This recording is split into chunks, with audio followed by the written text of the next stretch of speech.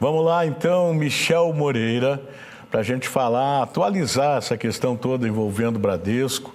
E denúncias não param de chegar, né? Isso aí nos leva a crer que o golpe deve ser bem maior do que a gente já levantou até aqui. Michel, boa tarde. Isso aí, Tony. Boa tarde para você, boa tarde a todos os amigos que nos acompanham aqui no Voz do Litoral.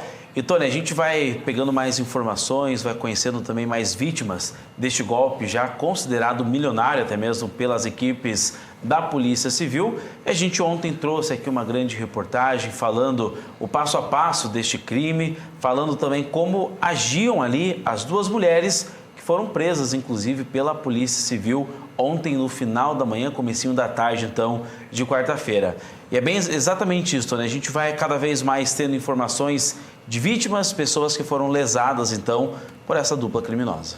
E a gente agradece as pessoas que confiam, porque é um negócio muito difícil de lidar uma reportagem deste tamanho. Mesmo assim, a gente agradece porque as pessoas procuram a TVCI para fazer a denúncia. Hoje mesmo aconteceu isso, é claro que a gente mantém tudo em off, claro, né, em sigilo total, mas é preocupante, você já estabeleceu um primeiro contato com essa pessoa e é mais uma pancada que vem por aí, né? Exatamente, Tony. Inclusive na reportagem que a gente vai acompanhar daqui a pouco, a gente coloca a história de mais uma vítima, mais uma pessoa que também foi lesada pela Rita e pela Flaviane. Inclusive, essa nossa personagem principal da reportagem de hoje, uma mulher de 67 anos de idade, professora do município de Guaratuba, foi a primeira a procurar a Polícia Civil e fazer a denúncia. Então, essa história a gente acompanha a partir de agora na reportagem. A servidora pública Flaviane Rúfalo de Jesus e a gerente de contas da agência do Bradesco, Rita Ouro, foram presas preventivamente pela Polícia Civil no começo da tarde desta quarta-feira. Após diversas denúncias de crime de estelionato, a Polícia Civil optou pelas prisões para que não haja interferência nas investigações. Horas após as prisões, a Polícia Civil do Paraná se pronunciou oficialmente pela primeira vez. O delegado Dr. Gabriel Rocha, que está à frente das investigações, disse que o inquérito policial foi instaurado logo após a primeira vítima denunciar a situação na delegacia. Imediatamente após o registro do boletim de ocorrência, foram instaurados os inquéritos policiais a fim de esclarecer acerca das circunstâncias deste delito, especialmente no que tange à autoria e a extensão do dano supostamente experimentados pelas vítimas. A primeira vítima que procurou a delegacia de Polícia Civil foi uma professora de 67 anos de idade. A advogada da vítima explica que em 2015, sua cliente teria realizado um empréstimo no Banco Bradesco, a pedido de Flaviane, mas que esse valor jamais havia sido devolvido. Meses após, compareceu à agência e ficou espantada com os valores devidos, inclusive de outros empréstimos não autorizados pela vítima. Ela foi até o banco. Quando ela chegou até o banco, a Rita viu ela lá, se assustou, né? Ela falou, não, eu quero conversar com o gerente geral, porque eu quero ver o que está acontecendo na minha conta. A Rita pega ela pelo braço, assim, segura ela e fala, pelo amor de Deus, eu vou te explicar.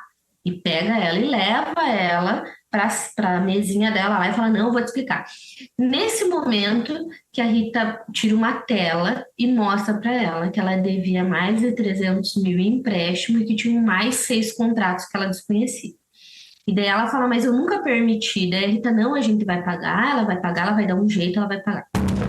O perfil das vítimas de Flaviane e Rita é sempre semelhante. Mulheres, idosas, funcionárias públicas e que não possuem afinidade com tecnologia, sendo assim, não acompanhando o extrato bancário via aplicativo. Após a descoberta do golpe, as acusadas iniciavam mais uma etapa do crime, a chantagem. Nessas imagens é possível ver Flaviane pressionando a vítima. Ela diz que iria pagar o valor devido e encaminhar comprovantes. Diz também que não pode ter processo, afirmando que não passaria a perna em ninguém. Na mensagem ainda, Flaviane diz à vítima que elas trabalharam há 5 anos juntas. Flaviane, na época, era funcionária da Secretaria Municipal de Educação, a vítima, professora. Que elas vão pagar, que elas vão dar um jeito. E daí ali até começa uma briga entre elas, né? Porque daí a Rita fala que o dinheiro foi só para a Flaviane e a Flaviane fala que não, que a Rita sempre recebia propina ou que a Rita ficava até com o valor integral de alguns empréstimos. Nessa tela interna que a gente teve acesso através da Rita mesmo, a Rita ela risca os empréstimos que assim, esse você não precisa se preocupar, esse você não precisa se preocupar. A gente acredita que quando ela faz isso é porque eram empréstimos contraídos por ela. Após a descoberta do golpe, a vítima passou a ser ameaçada por Rita e Flaviane. Mas o golpe não havia parado por aí.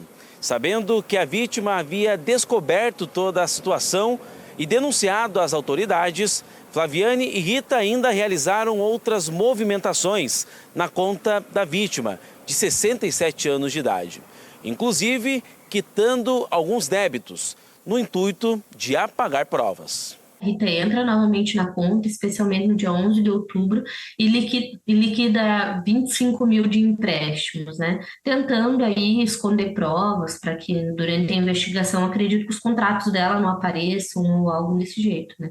Essa vítima, não só essa vítima, mas as outras duas vítimas também estariam sendo perseguidas incessantemente pelas pessoas que estão sendo investigadas da prática desse delito, de forma que essas pessoas mandavam várias mensagens durante vários dias seguidos nas redes sociais, buscavam contato através de inúmeras ligações, chegando até a comparecer na residência dessas vítimas pessoalmente, né, a fim de convencê-las para que se retratassem aqui na delegacia, ou seja, que desistissem das investigações, de forma que essas pessoas investigadas chegaram a coagir essas vítimas, obstruir a investigação.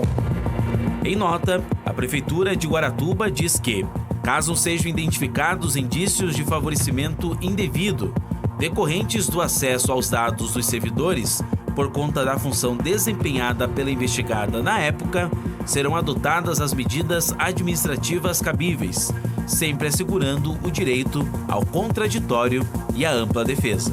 Eu acredito que a prisão delas veio para que elas pudessem não atrapalhar mesmo as investigações. A Rita, porque ela não estava afastada do banco, né? Ela continuava operando desde a época dos boletins de ocorrência. Isso daí era prova para ela esconder, né, provas, né, como ela fez com a minha cliente. E a Flaviane, até a questão de ameaças, né? Porque elas vinham ameaçando por mensagem, a gerente do banco, numa cliente, ela até invadiu a casa. Então, eu acredito que a prisão ela veio mesmo para dar uma segurança para as vítimas, né? E para que a polícia possa investigar melhor, né? Sem esconder provas, né? E sem que elas pudessem atrapalhar mesmo as investigações. Falar a verdade, duas pessoas frias, calculistas, que não têm o menor sentimento, porque as vítimas são pessoas idosas, como você trouxe no dia de ontem, e que não iam perceber, né? Porque a gente já tem comentado sobre isso aqui, porque fazia lá, vamos fazer um exemplo aqui, 60 mil. Elas ficavam, pode me corrigir aqui ao vivo, elas pegavam 40 para as duas, 20 ficavam na conta da vítima. Por quê? Porque daí teria que ficar pagando o empréstimo, sairia desses 20 mil reais, não sairia diretamente do benefício.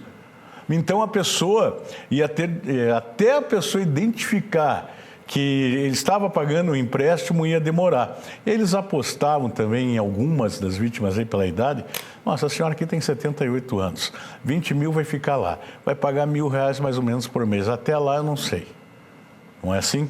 Tony, mas são frias. Você tocou realmente num ponto que eu estava até conversando com o pessoal na produção. Quando eu estava escrevendo aquele trecho da reportagem que eu falo, né, que o perfil das vítimas que a Rita e também a Flaviane escolhiam era sempre o mesmo. Mulheres, pessoas idosas, funcionárias públicas e que não tinham afinidade, então, com o aplicativo, com tecnologia, que não olhariam ali o dia a dia da movimentação bancária. Então, quando eu estava escrevendo essa parte da reportagem, eu ainda falei, as criminosas, né, as pessoas que cometeram esse tipo de crime, elas, na verdade, escolhiam esse perfil porque, de fato, estavam esperando que as vítimas morressem, Tony. Isso que vai ser bem claro aqui, né? Estavam esperando que as vítimas morressem e depois que elas, então, morressem, não havia mais dívida. Não teria mais como cobrar essas pessoas. Então, tudo isso foi muito bem calculado pelas duas, mas foi descoberto por algumas vítimas que viram essa movimentação, não se deixaram levar pela chantagem,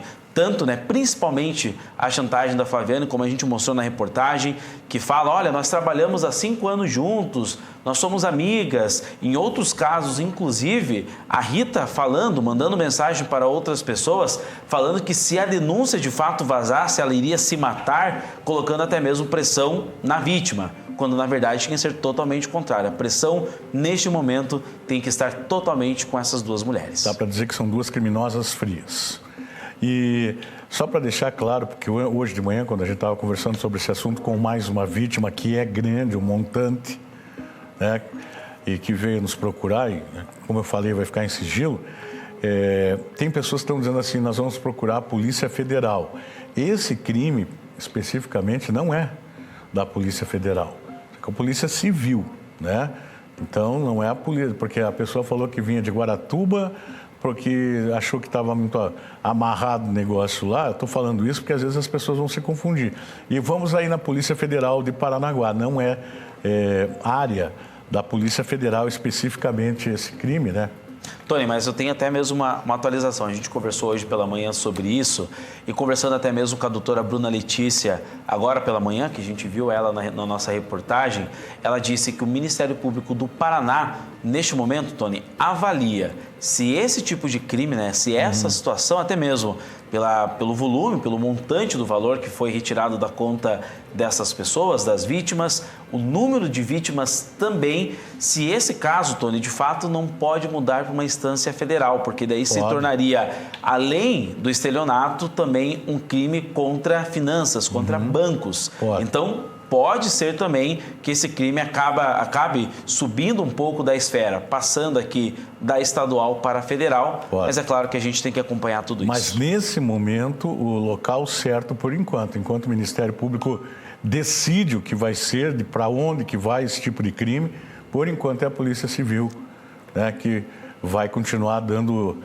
prosseguimento a essa investigação e eu acho que amanhã nós teremos mais novidades aí. Com certeza, Tony. Muitas pessoas procurando a Polícia Civil, se sentindo encorajadas até mesmo depois da repercussão que este caso está ganhando aqui no litoral do Paraná. Então, muita gente que observou já algo estranho meses anteriores, anos anteriores, agora estão procurando a Polícia Civil, não estão mais conversando com as autoras, porque muitas delas, as autoras ainda tentaram fazer ali um contato para fazer uma palavragem, uma migagem ali sobre o valor, falando que vai pagar, dando algum tipo de garantia. Então, muitas pessoas não denunciaram por conta disso, mas agora as pessoas estão se sentindo mais encorajadas e, com certeza, Tony, o número de vítimas vai aumentar ainda mais nos próximos dias. E eu insisto em dizer, foi depois que a TVC entrou no caso que a casa caiu. Pode ter certeza. Agora estão aparecendo pessoas aí trazendo essas informações para a gente, tá bom? Isso aí, Tony. Valeu, querido.